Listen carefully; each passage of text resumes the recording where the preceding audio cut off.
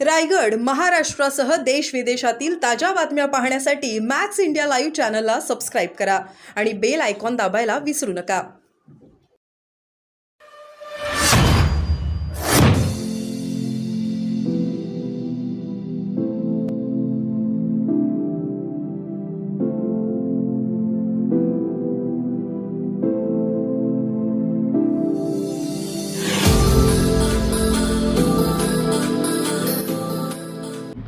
अजित पवारांच्या पुणे ॲक्सिडेंटबाबत दोन भूमिका.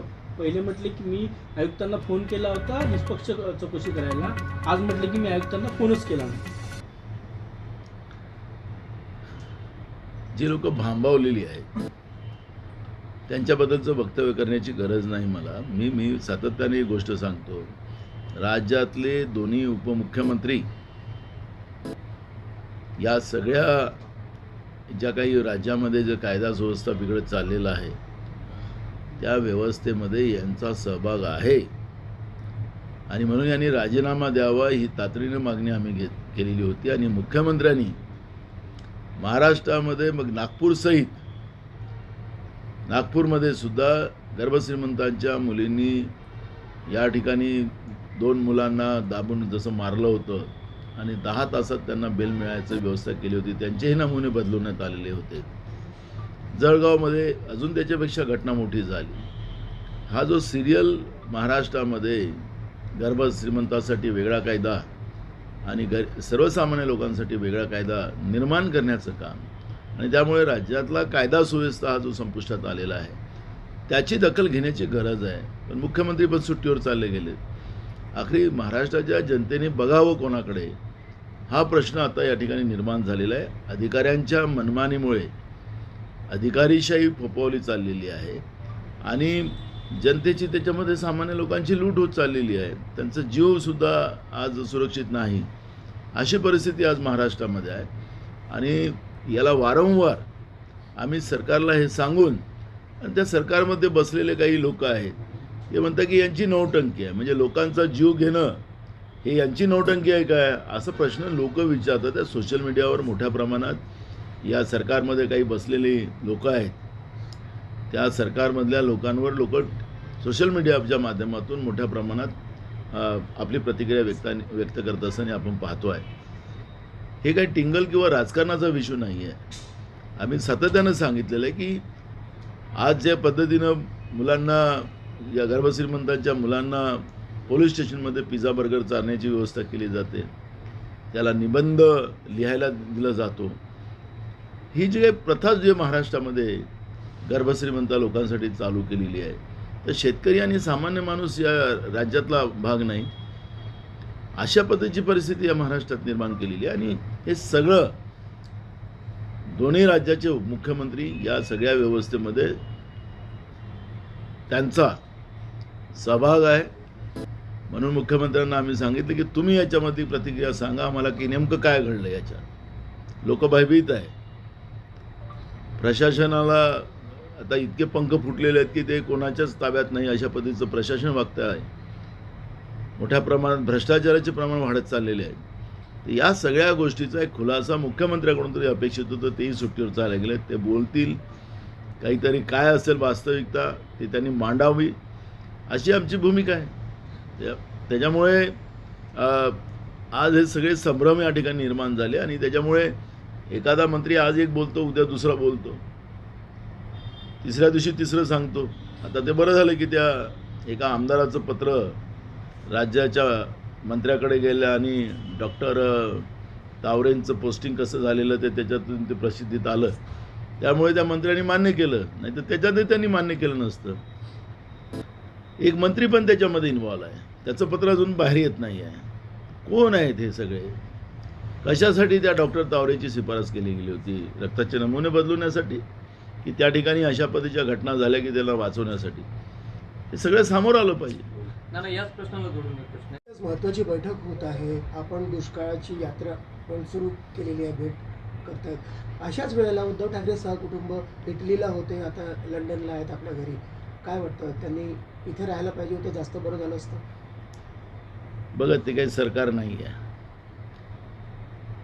त्याच्यामुळे सरकार नाही त्यामुळे त्यांनी कुठं राहावं कुठं नाही हा प्रश्न तो त्यांचा व्यक्तिगत आहे. पण राज्याच्या सत्तेमध्ये जे बसलेले मुख्यमंत्री असतील, मंत्री असतील, अशा बिकट परिस्थितीमध्ये जनतेसोबत त्यांनी उभं राहिलं पाहिजे, ही भूमिका काल पण आम्ही मांडलेली आहे. ते मुख्यमंत्री असते आणि ते तिकडे विदेशात असते तर त्यांच्यावरही आम्ही प्रतिक्रिया मांडली असती, पण ते आज कुठल्याही पदावर नाही.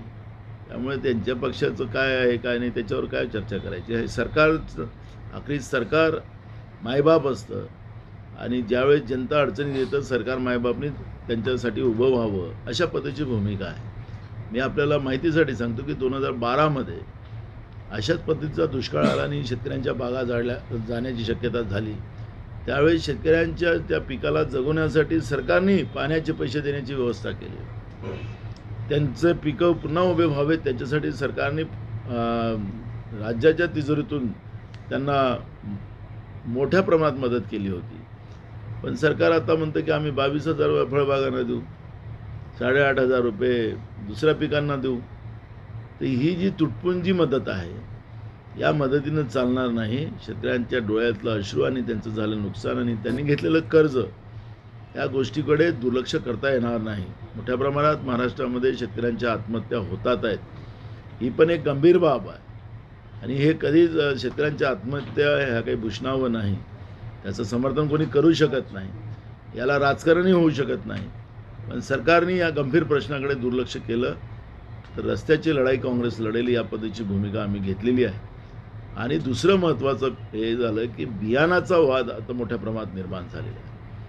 कापसाचं सोयाबीनचं बियाणं हे ब्लॅक मार्केटिंगमध्ये विकलं जाते आहे आणि त्याला सरकारच्याच मंत्र्यांचा इन्व्हॉल्व आहे अशा पद्धतीच्या काल लेखी तक्रारी आमच्याकडे मराठवाड्यामध्ये, बीड जिल्ह्यात, जालना जिल्ह्यात, संभाजीनगरमध्ये अनेक जिल्ह्यामध्ये माझ्याकडे आल्या आणि अकोला जिल्ह्यामध्ये भर उन्हामध्ये एकीकडे जिल्हाधिकाऱ्यांनी सांगितले की उन्हात बाहेर कोणी निघू नये आणि एकीकडे बियाणाचं वाटप चालू केलं आणि उन्हात शेतकऱ्यांना उभं व्हावं लागलं आणि त्याच्यात त्याला दुकान बंद करावं लागलं. बियाचा तुटवडा, त्याच्यामध्ये ब्लॅक मार्केटिंग. आता शेतकऱ्यांनी जगावं कसं हाही एक प्रश्न या ठिकाणी निर्माण झालेला आहे. आता ज्वारी शेतकऱ्यांची निघालेली आहे, ती ज्वारीसुद्धा सरकार घ्यायला तयार नाही आहे आणि बाजारामध्ये 2,000 रुपये भाव आहे आणि सपोर्ट प्राईस त्याचं जवळजवळ 3,200 रुपये आहे, तो सुद्धा सरकार घ्यायला तयार नाही. धानाचा तोच हाल आहे. म्हणजे सगळीकडे शेतकऱ्यांना वाऱ्यावर सोडण्याचं पाप हे सरकार करताना आपण पाहतो आहे. थँक्यू. वो मैं ये एग्जिट पोल आज शाम से आने वाले हैं. एक्झिट पोल आज 5 नंतर येणार. तुमच्या मनातला एक्झिट पोल नेमका काय आहे देशाचा, महाराष्ट्राचा? म्हणजे महाराष्ट्रात तर आम्ही 40च्या पुढं जाऊ महाविकास आघाडी म्हणून आणि देशातल्या इंडिया आघाडीच्या निवडणुकीमध्ये आम्ही जवळपास 300च्या वर जाऊ अशा पद्धतीचं आज पूर्ण देशामध्ये चित्र आहे. आणि या निवडणुकीमध्ये एक विशेषता आपण पाहिली की जनतेने ही निवडणूक हातात घेतलेली होती आणि मोदींचा करिश्मा जो देशामध्ये होता 14 आणि 19चा तो करिश्मा आता उतरलेला आपण पाहिला. लोकांना पैसे देऊन आणावं लागत होतं त्यांच्या सभेमध्ये, असं संपूर्ण देशामध्ये हे चित्र होतं. आणि त्याच्यामुळे राहुल गांधीजींनी जी काही भूमिका देशाच्या जनतेसमोर मांडली, कन्याकुमारी ते काश्मीर त्यांनी जी पदयात्रा केली, मणिपूर ते मुंबई यात्रा केली आणि त्या यात्रेच्या दरम्यान जनतेचा आवाज काँग्रेसच्या गॅरंटीच्या रूपाने लोकांसमोर आम्ही मांडला आणि लोकांनी त्याला प्रतिसाद दिला. आणि म्हणून या निवडणुकीमध्ये मोठ्या प्रमाणात इंडिया आघाडीला पूर्ण देशामध्ये लोकांनी समर्थन केलेलं आहे आणि ते निकालामध्ये आपल्याला पाहायला मिळणार आहे. सूरज चव्हाण जे आहे अजितदादा गटाचे प्रवक्ते त्यांनी म्हटलं की जयंत पाटील सोनिया गांधी आणि राहुल गांधी यांना येऊन भेटले आणि ते 4 जून नंतर काँग्रेसमध्ये प्रवेश करणार, त्यासोबतच पवार गटाचे अनेक आमदार आमच्याकडे येतील. मूळ प्रश्न असा आहे की या निवडणुकीनंतर 4 जूनच्या नंतर अजित पवार आणि एकनाथ शिंदे गट राहील की नाही राहील हा एक प्रश्न सगळ्यात महत्त्वाचा आहे. आणि जे लोक काँग्रेस विचाराचे आहेत, जे कोणी, ते सगळेच देशभरातले नेते पुन्हा काँग्रेसकडे यायला लागलेले आहेत. त्याच्यामुळे ह्या ज्या राज्यातल्याही घडामोडी आहेत त्याही राहतील आणि देशातही याच्या घडामोडी आपल्याला पाहायला मिळणार आहे. म्हणजे एक मिनिट याला म्हणजे तुम्ही जयंत पाटील आले तर घ्यायला तयार आहे का?